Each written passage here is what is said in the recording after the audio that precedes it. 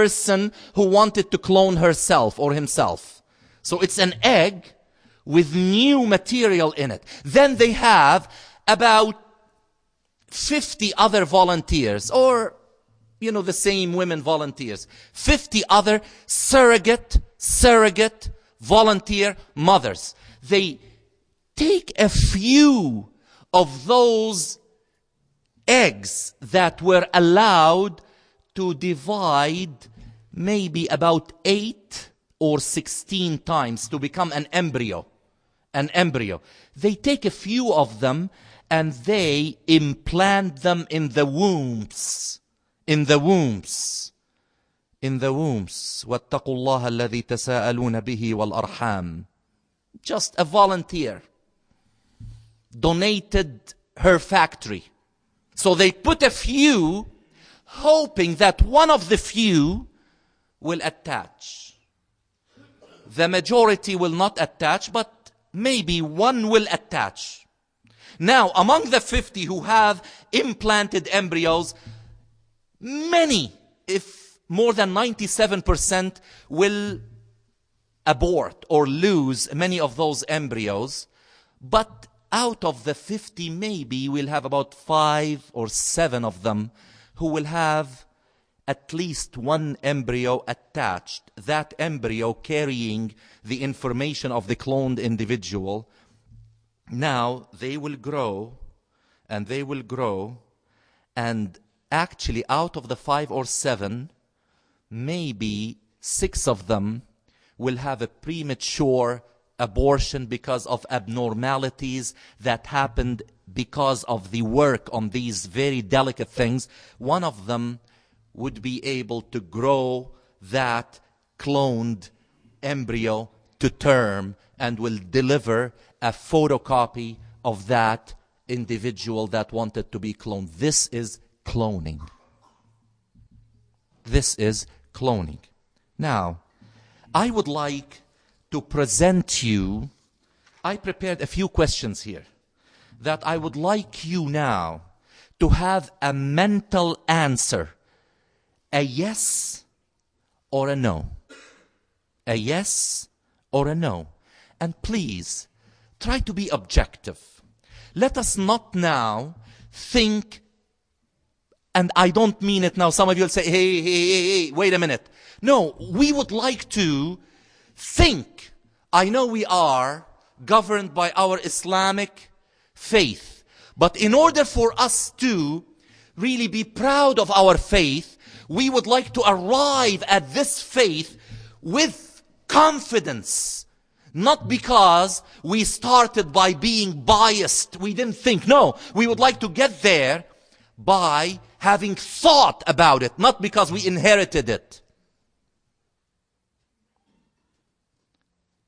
We really need to think about concepts. Allah subhanahu wa ta'ala does not mind if our objective is to become more faithful in Him, to ask questions. Quite often, we have some, may Allah subhanahu wa ta'ala have mercy on us, many good people who start from the premise that there are certain questions you are not allowed to ask. So many of us have questions, burning questions, and say, we can't ask them. And if we ask them, we are branded as being not so good Muslims. But I'm inviting you, and I take the responsibility to think about it with objectivity. And then after we have thought about these things, we will go and say, La ilaha illallah. This is it. So by a simple yes or no, your 2-month-old baby is about to be taken off life support. It was born with a disease. You and your husband can no longer bear children. That was your last chance. That's it. Would you clone that child if it were an option? A yes or a no? Be objective. And don't tell anybody about it. Just keep it in mind. A yes or a no? You are an employer and know from genetic testing that the most qualified applicant for the job has a 70% chance of developing multiple sclerosis in 1 year's time, would you hire this person?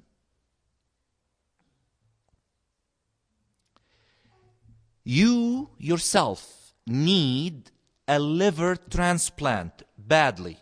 Otherwise, you are slowly dying. And you have been told that you will be on the waiting list for a long time. You may make it, you may not.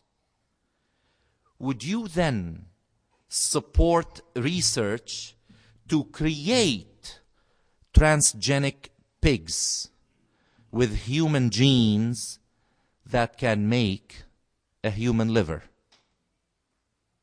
Yes or no? Be objective. You have been passing a genetic defect to the heart of 2 of the children you had so far. Would you support cloning your fertilized egg and have that duplicate, which means that you got pregnant and very early you ask the doctor to clone that test tube, and I'll explain what's test tube. That test tube embryo, clone it, test it. If it has the defective gene, say, okay, doctor, thank you, we'll try again. Dispose of it. I don't want it. If the clone of that embryo is good and doesn't have that defective heart, you say to the doctor, please implant it in my womb. And then you know that the baby will be born with no defective heart. Would you do that? Would you support to have a reservoir of spare parts through cloning of embryos? Would you support cloning because your wife had early menopause and you still would like to have children?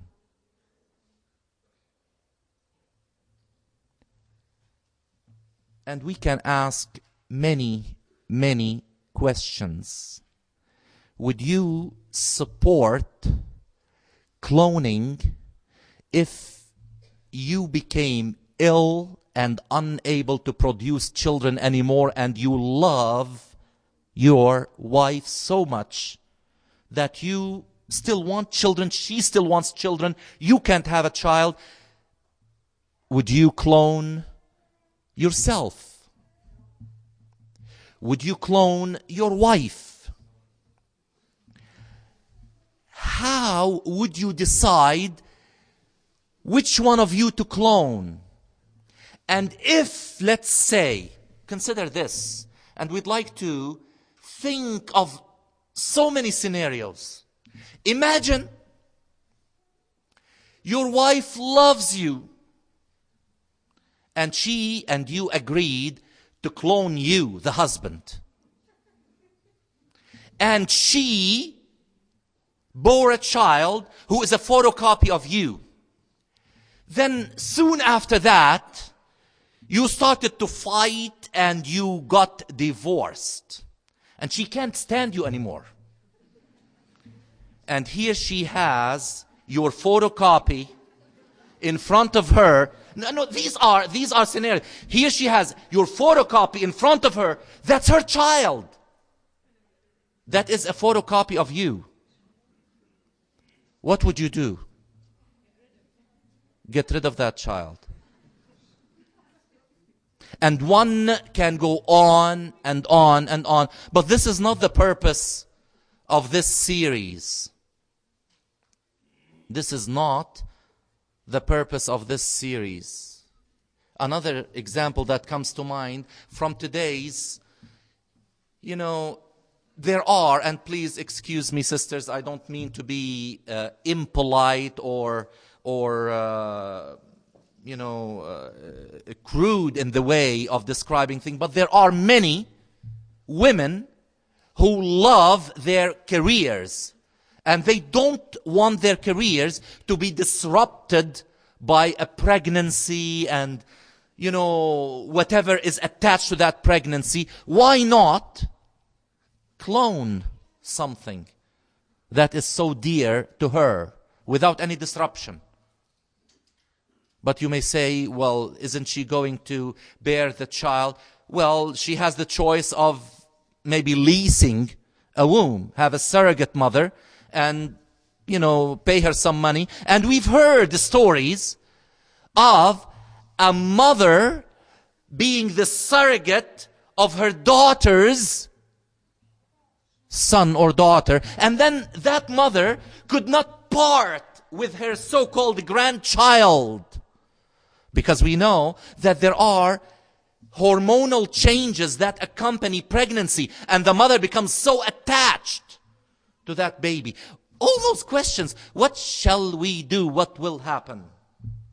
These are valid questions, and that is why Allah subhanahu wa ta'ala said, وَاتَّقُوا اللَّهَ الَّذِي تَسَاءَلُونَ بِهِ وَالْأَرْحَامِ. The rahim is not something that will tempt you to tamper with. Yes, Allah subhanahu wa ta'ala said, my knowledge will be made available in whatever I will permit you to do, and certain things will be made available to you in a way that will be a challenge. Are you going to really pass to that, or cross that line, or not? Many people choose to cross the line of relationships between males and females in a way which is not right. Many people dare to cross the line of even redefining marriage. It is irrelevant anymore to have a family of a father and a mother and children. You can have a family of a father and children.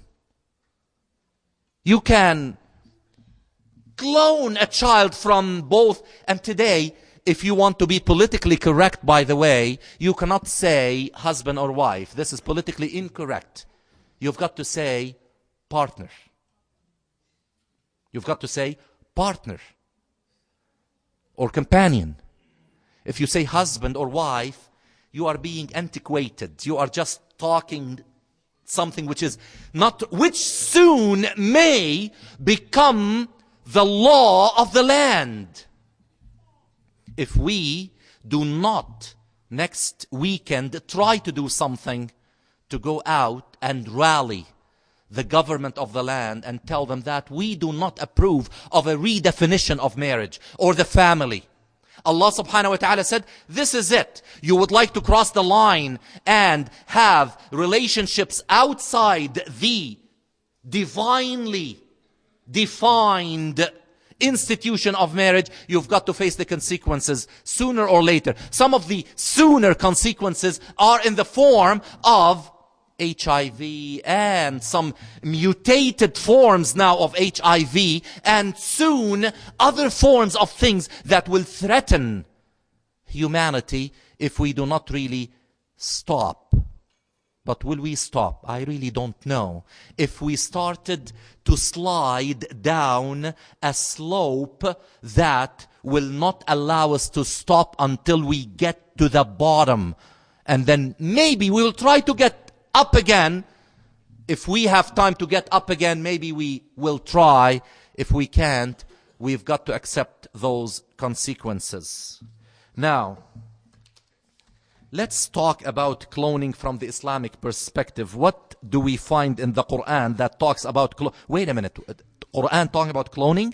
This is something that only happened recently. What do you mean talking about cloning? Indeed, Allah subhanahu wa ta'ala did talk about certain things first in general terms, and then specifically about what we know as cloning, because there's no other understanding for certain ayat. But when we understand them in light of these new discoveries, be it cloning or otherwise. In general terms, Allah subhanahu wa ta'ala at the beginning of Surah Al-Ankabut, Alif Lam Mim, أَحَسِبَ النَّاسُ أَن يُتْرَكُوا أَن يَقُولُوا آمَنَّا وَهُمْ لَا يُفْتَنُونَ. Did people think that they will be left alone to claim faith without being challenged in that faith? By seeing things that may appear to be a challenge for the very existence of a creator called God. And this is a challenge. You say, oh, that's it. They created Dolly. So how can a human be equal to God and create something? This is a challenge to our faith. أَحَسِبَ النَّاسُ أَن يُتْرَكُوا أَن يَقُولُوا آمَنَّا. We have faith without being challenged in that faith. وَلَقَدْ فَتَنَّا الَّذِينَ مِنْ قَبْلِهِمْ. We have presented different forms of challenge to the faith of those before them. Challenges that were suitable to the circumstances of those people. Now the challenges facing us are of a different level because of the new realities that we are facing. And that is why it said, وَلَقَدْ فَتَنَّا الَّذِينَ مِنْ قَبْلِهِمْ. That Allah had presented different challenges. Today's challenges is cloning and transgenic individuals and so on and so forth. فَلَيَعْلَمَنَّ اللَّهُ الَّذِينَ صَدَقُوا وَلَيَعْلَمَنَّ الْكَاذِبِينَ. Either this faith is big and you really feel good about, but by the way, and I have to say it's an aside, by the way, faith cannot be strong and your love to Allah subhanahu wa ta'ala cannot be genuine if you do not attempt to know Allah. Just to claim, yeah, I love Allah and I pray to Him every day. What do you know about Allah? What do you know about Islam? What do you know about your relationship with God? What kind of relation? Well, yeah, I know Him. How? We've got to go and find out. And, you know, people, when Rafiq al-Hariri was assassinated, people started to find out who is al-Hariri. And they wanted to know more about Rafiq al-Hariri. When the Pope died, people wanted to find out more about the Pope.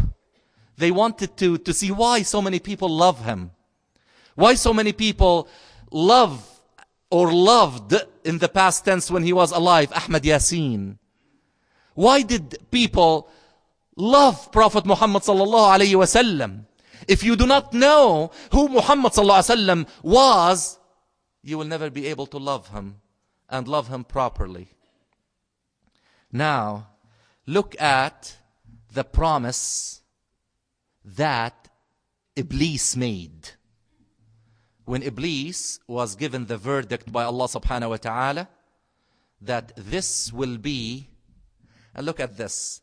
You know, some people look at this, you know, this Iblis thing is really kind of freezing for our intellectual abilities. And there's no such thing as Iblis or Satan trying to, you know, again, many times in this series and before we talked about the space and time and jinn and the ability for the jinn to have certain dimensions that we humans cannot cross. And Allah subhanahu wa ta'ala allowed the jinn to cross certain dimensions and be able to reach out to us for that challenge of the good and evil to be in a way that we cannot really measure, but say that we've been tempted. To us, there is a human explanation for that temptation and that choice of good or evil. But Allah subhanahu wa ta'ala said, beware, this is what Iblis or Satan does in his or her own capability. إِنَّهُ يَرَاكُمْ هُوَ وَقَبِيلُهُ مِنْ حَيْثُ لَا تَرَوْنَهُمْ.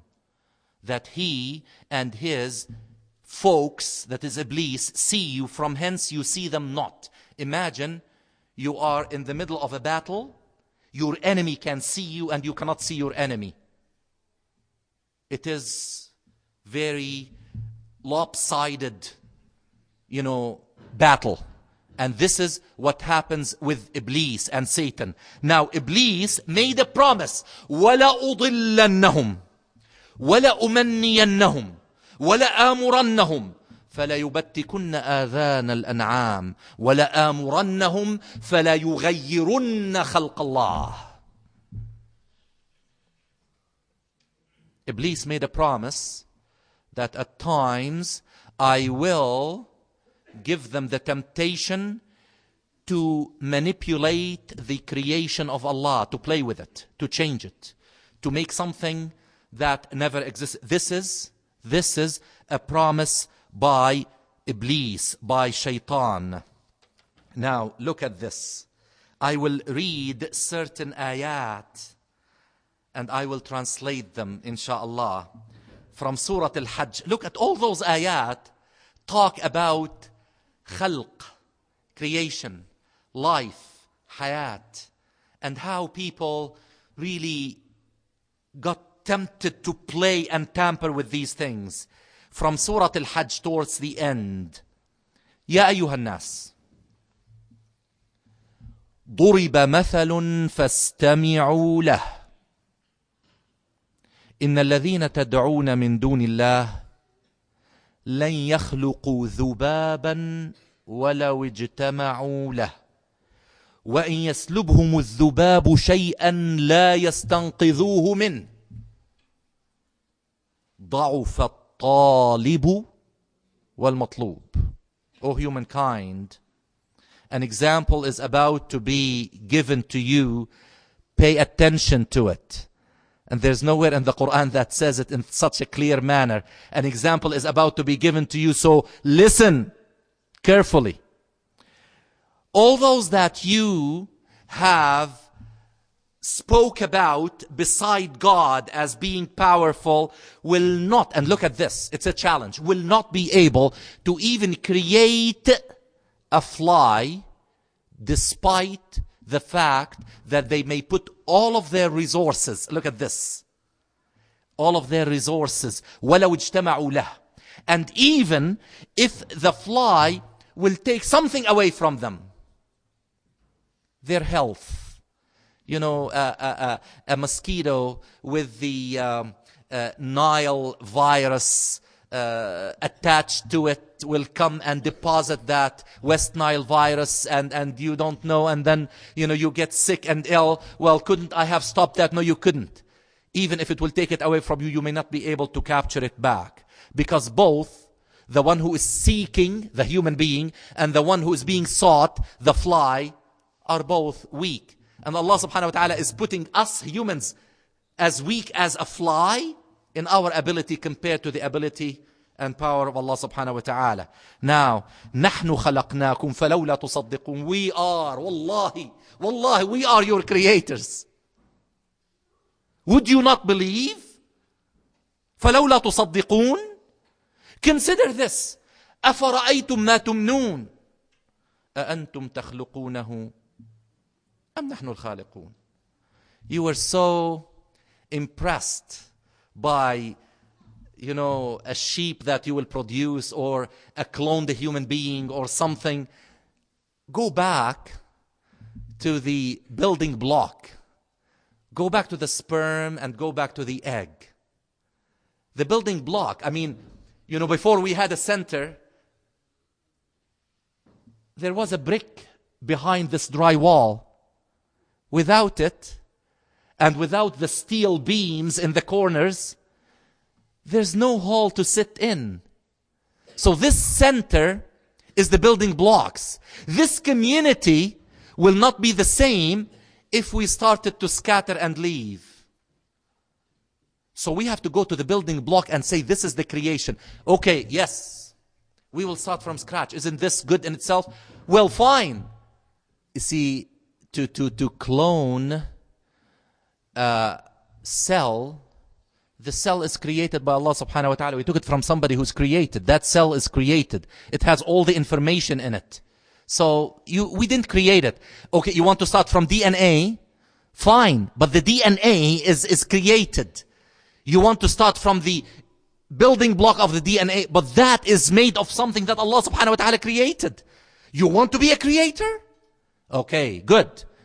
Make a hydrogen atom from scratch. Then make a carbon atom from scratch. Then make an oxygen atom and a nitrogen atom.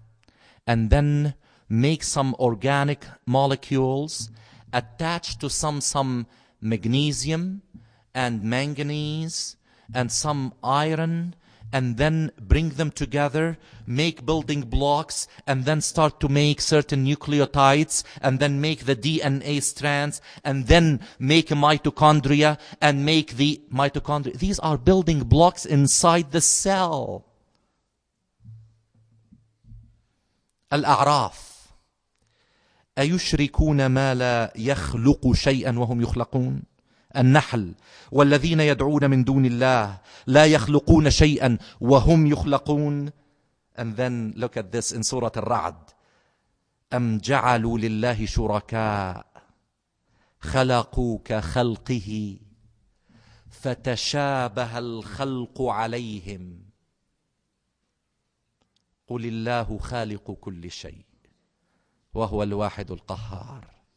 Or would they partake partners unto Allah who would make things similar to His creation and will call that a creation?